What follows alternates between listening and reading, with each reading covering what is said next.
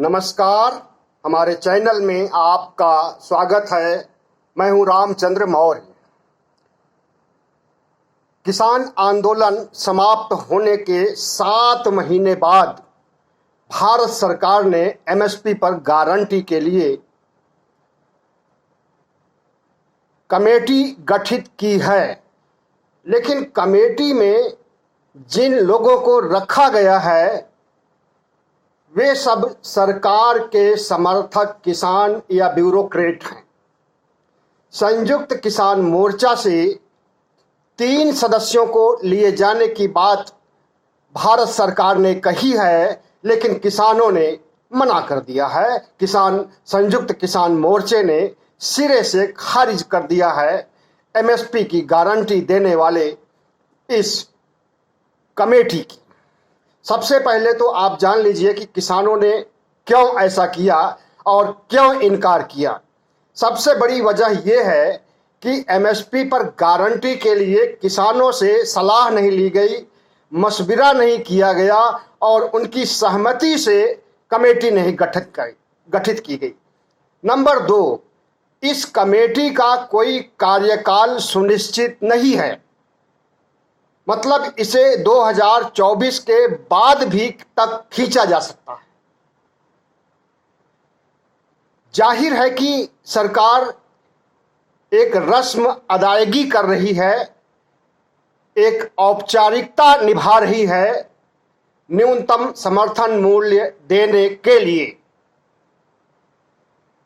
और किसान आंदोलन जब समाप्त हुआ था तो किसानों ने इसी शर्त पर आंदोलन खत्म किया था कि 3 कृषि कानून वापस हो गए, एमएसपी पर गारंटी का कानून आए। नंबर 2, शहीद किसानों के परिजनों को सहायता राशि दी जाए। आंदोलन के द्वारा जिन किसानों को गिरफ्तार किया गया है, जेलों में ठूसा गया है, ऐसे किसानों की संख्या हजारों है, उन्हें रिहा किया जाए। और किसानों को कुचलने वाली सरकार में जो मंत्री बैठे हैं, टेनी उर्फ अजय मिश्र, इनको बर्खास्त किया जाए। और भी मांगे थी, लेकिन सबसे बड़ी मांग उसमें यही थी कि एमएसपी पर गारंटी का कानून।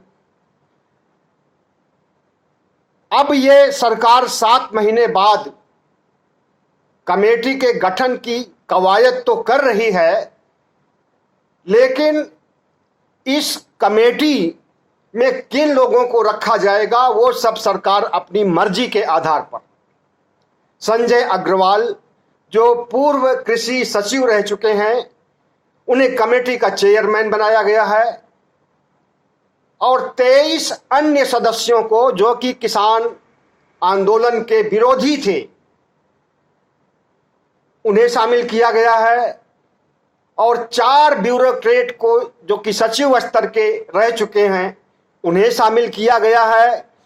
और आरएसएस के नेताओं को, आरएसएस के समर्थकों को इस कमेटी में शामिल किया गया है। तो जाहिर है कि कमेटी में जैसे लोग हैं वैसे उनका निर्णय होगा। कमेटी तो गठित की जा रही है किसानों के हित के लिए, किसानों को न्यूनतम समर्थन मूल्य देने के लिए, लेकिन इस कमेटी में इसकी चर्चा ही नहीं है कि गारंटी के लिए कानून बनाया जाएगा। कमेटी में चर्चा है कि 0 बजट आधारित कृषि को बढ़ावा देने के लिए सकारात्मक कार्य किए जाएं और एमएसपी को असरदार, पारदर्शी बनाने के लिए सरकार कोशिश कर रही है। लेकिन इसके प्रारूप में कहीं भी नहीं है कि 3 कृषि कानूनों के लौटने के साथ में किसानों ने इस पर कानून बनाने की बात कही थी कि कानूनी गारंटी दिया जाए एमएसपी पर, लेकिन उससे सरकार ने पल्ला झाड़ लिया है। तो जाहिर है कि जिन उद्देश्यों से आंदोलन किया गया और जिन उद्देश्यों को मनाने के लिए 1 साल से ज़्यादा तक आंदोलन चला और उस आंदोलन में 750 से ज़्यादा लोग मारे गए, हजारों लोग गिरफ्तार किए गए और राष्ट्रीय स्तर का आंदोलन पूरी दुनिया में चर्चित रहा। तो किसानों ने जिस तरह से इस एमएसपी कानून या एमएसपी पर कमेटी को लेकर के सरकार आई है, सरकार के इस इरादे को भांप लिया है कि वे किसानों की मांगों को दरकिनार कर रहे हैं और एक सिर्फ रस्म अदायगी या औपचारिकता, एक फॉर्मेलिटी निभाई जा रही है। आपको मालूम होना चाहिए कि इसके पहले भी कमेटी बनी है, इसी किसान आंदोलन के दौरान कमेटी बनी है। सुप्रीम कोर्ट ने कमेटी गठित किया था। सुप्रीम कोर्ट ने केंद्र सरकार को कमेटी गठित करने की बात कही थी और केंद्र सरकार ने ऐसे लोगों को कमेटी में रखा था जो कि किसान आंदोलन के विरोधी थे। उनके तमाम लेख छप चुके थे अखबारों में, उनके तमाम बयान, उनके तमाम वीडियो थे। ऐसे लोगों को कमेटी में रखा और किसानों ने इस कमेटी को भी, जो कि सुप्रीम कोर्ट ने के कहने से केंद्र सरकार ने बनाया था, उसको भी मानने से मना कर दिया और इस कमेटी को कोई भी इंटरव्यू या उससे कोई भी सलाह मशविरा या उससे कोई भी सलाह देने से मना कर दिया था। किसानों को समस्याओं को सुनने के लिए यह कमेटी बनाई गई थी, सुप्रीम कोर्ट के आदेश पर भारत सरकार ने बनाई थी। और उसके पहले एक आयोग बन चुका है, कमीशन बन चुका है, स्वामीनाथन कमीशन। स्वामीनाथन कमीशन को एक अरसा हो गया अपनी अनुशंसा दिए हुए, रिपोर्ट को प्रस्तुत किए हुए, लेकिन कृषि सुधारों के लिए स्वामीनाथन ने जो अनुशंसाएं की हैं उस पर भारत सरकार ने कोई भी कार्रवाई नहीं की, क्योंकि जो भी अनुशंसाएं हैं की गई हैं वो किसानों के हित में है, खेती के हित में है। इसलिए भारत सरकार का मंशा तो कुछ और है। मंशा उसका ये है कि 3 काले कानूनों के तहत किसानों की खेती को, जमीन को, उनके खलिहान को कारपोरेट को सौंपने की तैयारी कर चुकी थी। उन कानूनों को वापस ले लिया तो अब सरकार ने एक नया कानून लाया है, मुश्तार खाना कानून, जिससे किसानों की जमीन, खलिहान सब कारपोरेट के हवाले किए जाएंगे। तो 3 कृषि कानून जो कुख्यात हो चुके थे वे तो नहीं आए और उनका नाम बदल करके, नाम उर्दू में रख करके कानूनों को फिर से ला दिया गया। और ये कानून हरियाणा से और उत्तर पश्चिमी उत्तर प्रदेश और पंजाब में लागू हो रहा है और इसका लोग विरोध कर रहे हैं, पुरजोर विरोध हो रहा है। तो इस तरह से भारत सरकार जिस तरह से किसानों के साथ धोखा किया है, एक क्रूर मजाक किया है, और किसान आंदोलन के दौरान आपने देखा होगा कि किस तरह से आरएसएस के लोगों ने, भारतीय जनता पार्टी के लोगों ने और बीजेपी सरकार ने किसानों को कटघरे में खड़ा किया था। कोई इन्हें मवाली कहता था, कोई इन्हें देशद्रोही कहता था, कोई इन्हें आतंकी कहता था, कोई इन्हें खालिस्तानी कहता था, कोई इन्हें आंदोलन जीवी कहता था। आंदोलन जीवी कहने वाले कोई और नहीं, इस देश के प्रधानमंत्री ही थे। और बड़े दबाव में आकर के उत्तर प्रदेश सहित 4 राज्यों में चुनाव थे, तो नवंबर में प्रधानमंत्री नरेंद्र मोदी ने वापस लिया था 3 कृषि कानूनों को और उस समय उन्होंने किसानों से माफी भी मांगी थी। ये सरकार एक बार तो किसानों के सामने झुक जाती है, किसान उसे घुटने पर ला देते हैं, माफी मांगने के लिए मजबूर कर देते हैं, और वही किसानों की ताकत को, संयुक्त किसान मोर्चे की ताकत को भूल जाती है।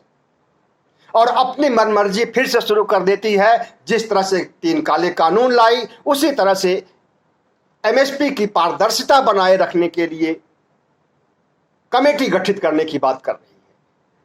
कमेटी का जो मूल मंतव्य था, कमेटी बनाने का जो सबसे बड़ा उद्देश्य था किसानों का, वो ये था कि गारंटी हो, कितने पैसों में हमारी फसल की उपज खरीदी जाएगी उसकी गारंटी हो। क्योंकि जितने भी राज्य हैं, हर राज्यों में अलग अलग एमएसपी है, कहीं कम कहीं ज्यादा, और मनमर्जी है इसमें अधिकारियों की, जितनी मर्जी अपनी मर्जी के अनुसार खरीदारी कर लेते हैं या नहीं करते हैं। तो किसानों का मतलब बिल्कुल अराजकता की स्थिति थी, न्यूनतम समर्थन मूल्य में थी ही नहीं बल्कि है भी। और इसी अन्याय को दूर करने के लिए, इसी एमएसपी की को गारंटी के लिए किसानों ने आंदोलन किया था। सिर्फ 2 मांगे थी उस समय जब आंदोलन शुरू हुआ था, एक 3 कृषि कानून वापस और दूसरा एमएसपी पर गारंटी। बाकी तो जो मांगे हैं वो आंदोलन के दौरान जो समस्याएं आई उससे आधारित है। तो आज जब भारत सरकार ने, आज का मतलब कि 19 जुलाई को भारत सरकार ने कमेटी गठन की जानकारी दी और संयुक्त किसान मोर्चा को जानकारी दी और उन्हें कहा कि अपने 3 सदस्य आप दीजिए, हमारे 23 सदस्य रहेंगे, कुल 26 सदस्यों की कमेटी होगी।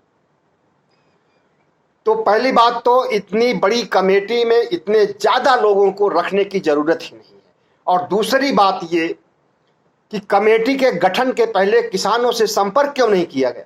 वैसे ही नहीं किया गया जैसे 3 काले कानून लाने के पहले किसानों से कोई संपर्क नहीं किया गया, बल्कि लॉकडाउन के समय में रातों रात लाया गया और उसे अवैधानिक ढंग से संसद से पास कराया गया।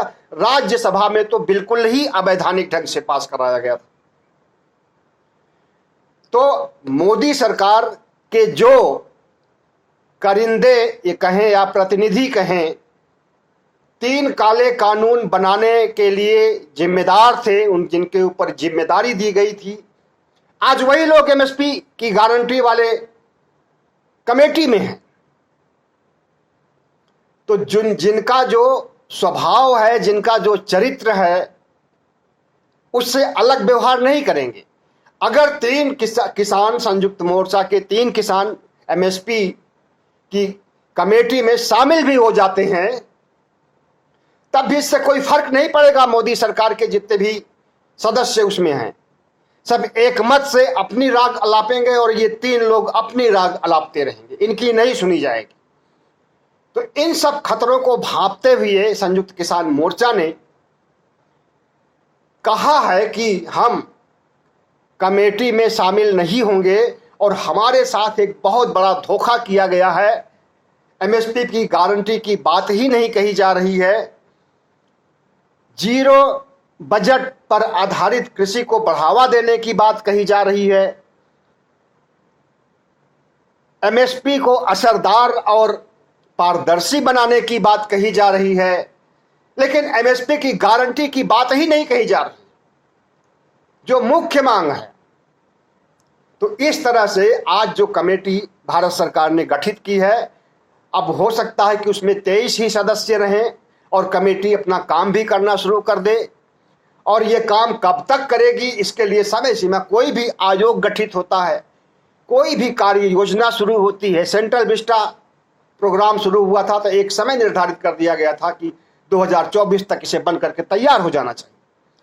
तो उसी तरह से कमेटी के लिए भी कमेटी का कार्यकाल होना चाहिए और इतने समय तक कमेटी अपनी रिपोर्ट दे सरकार को, लेकिन ऐसा कुछ भी। तो मंशा ही सरकार की है मामले को रफा दफा करने की, इसलिए सरकार ने ऐसा नहीं किया।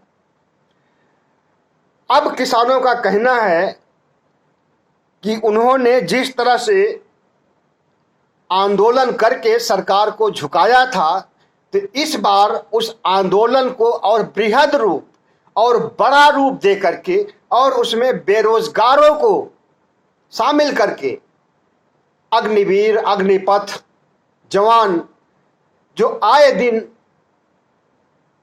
पिछले दिनों संघर्ष कर रहे थे, आगजनी कर रहे थे, आंदोलन कर रहे थे, हिंसा कर रहे थे, उनको भी साथ लेने की बात कही है। और इस तरह से किसान आंदोलन 7 से 14 अगस्त तक 500 जय जवान जय किसान रैली निकालने की बात कही है, सम्मेलन करने की बात कही है और पूरे देश में होंगे। और आने वाले 31 अक्टूबर में को पूरे देश में चक्का जाम किए जाने की बात संयुक्त किसान मोर्चे ने कही है। तो जिस मुसीबत से निपटने के लिए प्रधानमंत्री नरेंद्र मोदी ने 3 काले कानूनों को वापस लिया था, वह समस्या जस की तस धरी रह गई है और किसान आंदोलन युवाओं के साथ संगठित होकर के फिर से मोदी सरकार के नाक में दम करने के लिए कमर कस लिया है।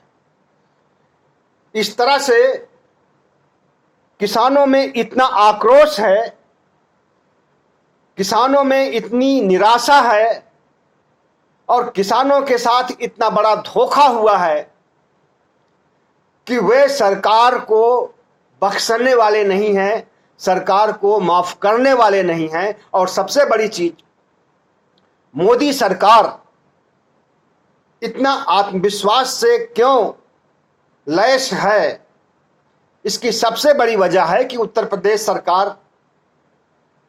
प्रदेश में चुनाव जीत लिया और किसान आंदोलन का कोई असर नहीं हुआ। तो मोदी सरकार, और सिर्फ उत्तर प्रदेश में ही नहीं बल्कि पंजाब को छोड़कर के बाकी हर जगहों पर जीत लिया। तो अब मोदी के समझ में आ गया है कि किसान आंदोलन का कोई महत्व नहीं, इसलिए जो है किसानों को नजरअंदाज कीजिए, इनकी समस्याओं को नजरअंदाज कीजिए और जिस तरह से कारपोरेट को सौंपने की बात कानूनों में कही गई थी, उसको लागू करने के लिए कोई दूसरा रास्ता निकाला जाए। एक बात और, एमएसपी पर गारंटी के लिए इसका उद्देश्य निर्धारित नहीं है, गारंटी देने की बात नहीं कही गई है, लेकिन लोग अंदेशा ये जाहिर कर रहे हैं, खास करके किसान आंदोलनरत किसान जो आंदोलन करते रहे साल भर, उनका ये कहना है कि इसमें सरकारी अधिकारियों, ब्यूरोक्रेट, सरकार समर्थित किसानों और आरएसएस के लोगों को रखा गया है और यह लोग ऐसी स्थिति उत्पन्न करेंगे कि घूम घुमा करके 3 कृषि कानूनों में जो बातें थी उन बातों को इस कमेटी की रिपोर्ट में रखा जाए और किसानों की प्रॉपर्टी को, उनके खेत को, उनके खलिहान को कारपोरेट के हवाले किया जाए। ये बहुत बड़ी बात है और बहुत बड़ी कूटनीति है नरेंद्र मोदी की। उन्होंने समझा कि किसान समझ नहीं पाएंगे, लेकिन किसानों ने सब कुछ भांप लिया है। और जिस तरह से संसद सत्र शुरू होने के साथ में एमएसपी की कमेटी बनाने की बात कही गई है, इसकी एक वजह और थी कि 7 महीने तक इस पर सरकार ने ध्यान नहीं दिया था और विपक्ष के लोग संसद में उन्हें घेरते, राज्यसभा में भी, लोकसभा में भी, कि आपने जो वादे किए थे किसानों के साथ उन वादों को क्यों नहीं निभाया। इसलिए संसद सत्र शुरू होते ही कमेटी गठित करने की बात नरेंद्र मोदी ने कर दी। कमेटी में जो इसके चेयरमैन है संजय अग्रवाल, ये भी आरएसएस से आते हैं और ब्यूरोक्रेट हैं, नौकरशाह हैं और मोदी के बहुत बड़े भक्त, अंधभक्त हैं। और इन्होंने ही 3 कृषि कानूनों की रूपरेखा ड्राफ्टिंग की थी। तो इस तरह से मोदी सरकार ने जो कुछ किया है वो एक तरफा किया है, सरकार की तरफ से किया है और इस कमेटी में सरकारी लोगों को रखा है। सरकारी कमेटी है, ये किसानों की कमेटी नहीं है। और इस कमेटी का जो निर्णय होगा, इसकी जो रिपोर्ट होगी, इसका जो फैसला होगा, वह भी सब सरकार समर्थित ही रहेगा। बाकी जिस तरह से सुप्रीम कोर्ट के आदेश से बनाई गई कमेटी का हाल हुआ, वही हाल इसका भी होने वाला है। ये लोग कमेटी बना करके और रिपोर्ट बनाते रहें और उधर किसान अपने फिर से आंदोलन के मूड में खड़े हो गए हैं। आक्रोशित किसान इस बार बेरोजगारों को भी जोड़ रहे हैं, क्योंकि बेरोजगारों के साथ भी नाइंसाफी की गई है। बेरोजगारों को तो यहां तक चूना लगाया जा रहा है कि सेना में किसी तरह के आरक्षण की व्यवस्था नहीं की गई है, लेकिन जाति प्रमाण पत्र मांगा जा रहा है। ये आज की बात है। तो इससे जो है विपक्ष और बेरोजगार एक बार फिर से कुपित हो गए हैं मोदी सरकार से।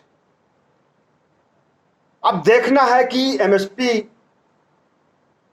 पर बनी कमेटी कितना कारगर साबित होती है और इसका विरोध करने के लिए किसान किस हद तक गुजरते हैं, और बेरोजगारों को साथ में लेकर के 500 रैलियां, 500 सभा सम्मेलन पूरे देश में करने पर कितना उनके साथ मतदाताओं का समर्थन होगा, देशवासियों का समर्थन होगा। अगर मतदाताओं और देशवासियों का समर्थन होता है तो निश्चित रूप से फिर से मोदी सरकार झुकेगी, घुटने पर आएगी, माफी मांगेगी और जैसा कानून चाहते हैं एमएसपी पर, जैसी कमेटी बनाना चाहते हैं किसान, वैसा बनाने के लिए मजबूर हो जाएगी मोदी सरकार।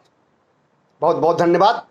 हमारे चैनल में आपका फिर से स्वागत है और हमारे चैनल को सब्सक्राइब कीजिएगा, लाइक कीजिएगा, शेयर कीजिएगा, ताकि हमारी आवाज़ दूर दूर तक पहुंच सके। बहुत बहुत धन्यवाद।